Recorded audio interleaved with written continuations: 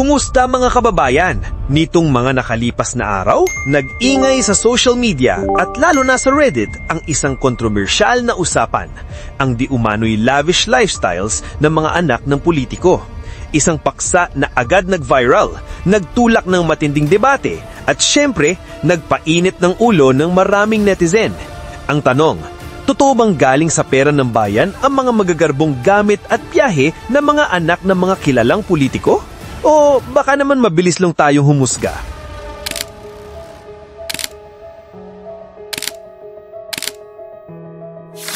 Isa sa mga nadamay sa usaping ito ay si Francesca o Cheska Dumagoso, anak ng kasalukuyang mayor ng Maynila, Isko Moreno Dumagoso.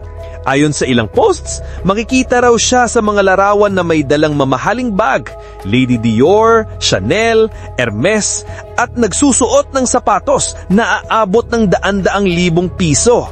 Sa mga Reddit thread, may nagsabing, "Our poverty is their luxury." May iba pang nagtanong, kung dati hirap sa pagkain ng pamilya, bakit biglang ganito karangya? Kung susuriin, may bigat ang mga komentong ito. Dahil alam natin na maraming Pilipino ang araw-araw ay nagtitiis sa hirap, mababa ang sahod at kulang pa ang serbisyo mula sa gobyerno. Kaya't natural na magtaas ng kilay ang publiko kapag nakikitang tila sobra-sobra ang luho ng mga anak ng mga nasa kapangyarihan. Pero tanong, sapat ba ang mga larawang ito para akusahan si Francesca at ang kanyang pamilya? Hindi ba ito unfair sa pamilya ni Isko na alam naman natin na nagsusumikap para sa ikakaganda ng Maynila at sa kilabukasan ng kanyang pamilya? Balikan natin ang ilang mga pahayag mismo ni Yorme Isko. Naong vice mayor pa lamang siya, inamin niya sa isang panayam na dumaan sila sa matinding kahirapan. Minsan daw wala siyang pambili ng pagkain para sa kanyang mga anak at ito rin ang dalas niyang kwento sa kampanya mula sa pagiging basurero hanggang sa pag-angat bilang alkalde. Kaya nga ang tanong ng ilan, paano mula sa ganong pinagmulan may mga larawang nagpapakita ng mamahaling gamit? Mahalagang tandaan mga kababayan, walang ebidensya na nagsasabing galing sa pera ng bayan ang mga bagay na ito. Sa katunayan, maaaring maraming paliwanag. Pwedeng regalo, pwedeng hiniram mula sa ina, pwedeng sponsored o influencer work. Tsaka, ang mga litrato na pinakita sa publiko ay mga lumang litrato na ng bata na hindi pa naging mayor ulit si Yorme Isko. Tandaan natin, sa panahon ngayon, maraming brand ang nagbabayad sa mga content creator at social media personalities para lamang isuot at ipakita ang kanilang produkto. Kung kaya't posibleng si Francesca ay nagmumodelo lamang ng mga luxury items at hindi ito actual na binili gamit ang sariling pera. Kapansin-pansin rin na matapos lumabas ang mga Reddit thread, marami sa mga lumang larawan ni Francesca ay nawala na sa kanyang Instagram. Ang naiwan, karamihan ay mas simpleng gamit, local brands, handcrafted bags, mga produkto pang negosyo. Isang indikasyon na marahil ay nais niyang umiwas sa intriga. Ngunit bakit nga ba tayo mabilis na humuhusga ang mga anak ng politiko? Ayon sa ilang eksperto, ito'y dahil may kasaysayan na ng katiwalian sa ating bansa. Nasaksihan na natin ang mga anak ng politiko na nagpakasasa sa kayamanan habang ang bayan ay lugmok sa utang.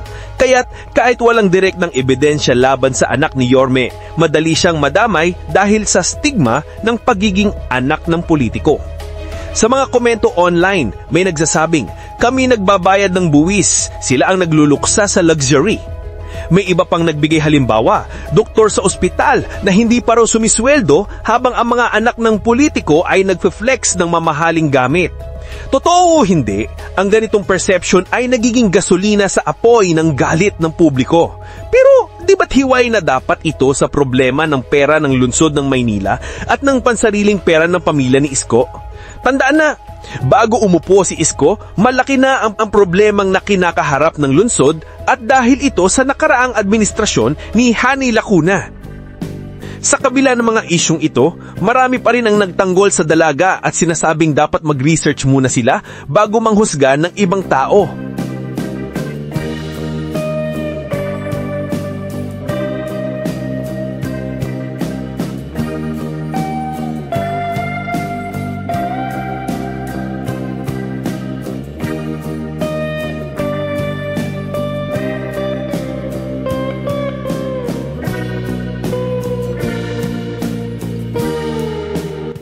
Huwag nating kalimutan mga kababayan, si Francesca ay kabataan lamang. Hindi siya nahalal na opisyal, hindi siya nakaupo sa posisyon ng kapangyarihan. Ang lahat ng batikos na ito ay may potensyal na makaapekto hindi lamang sa kanya, kundi sa kanyang pamilya at personal na buhay.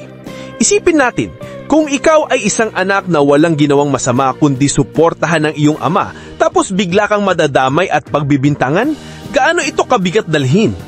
Sa katunayan, madalas nakikita si Francesca na kasama ni Yorme sa mga lakad niya sa Maynila, mula sa pagbubukas ng proyekto hanggang sa pangampanya. Sa mga event, biro pa nga ni Yorme. Sino ang binata dito? Nandito kasi ang dalaga kong anak. Palaging ipinakikita ni Isko na proud siya sa kanyang anak. At kitang-kita naman kung paano siya sumuporta noong kampanya. At kung tutuusin, pagdating sa publiko, walang kaarte-arte si Francesca. Minsan pa nga siya mismo ang tumulong kay Isko Moreno sa kanyang campaign.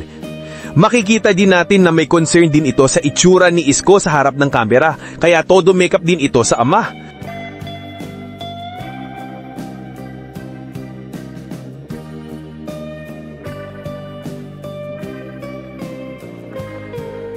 Nakakatuwa lang mga kababayan na makita na may anak si Orme na todo suporta sa kampanya ng kanyang ama. Kaya naman, makikita sa bata na walang distansya o ere kapag kasama ang mga simpleng mamamayan ng Maynila. At wag na rin natin kalimutan na meron silang kani-kaniyang mga trabaho. At si Yorme mismo ay matagal ding naging artista at modelo ng iba't ibang brand bago siya pumasok sa politika. Kaya mahirap husgahan agad ang kanilang pamilya. Dahil kung titignan, malinaw ang pagpupursige nila, lalo na si Isko Moreno, para sa ikakaganda at ikahaunlad ng Maynila. Sa kabilang banda, ito ay pwedeng paninira lang din sa pamilya ni Isko dahil na rin sa mga inaapakan niya sa politika, lalo na ang mga korap na politiko. Kaya maging mapanuri, wag basta-basta maniniwala at mas mabuting alamin muna ang katotohanan bago manghusga. Tandaan natin, sa bawat kwento, laging may mas malalim na katotohanan kaysa sa nakikita sa larawan. Ako nga pala ang Kuya Jay ninyo na palaging nagpapaalala sa inyo na dapat alam mo to.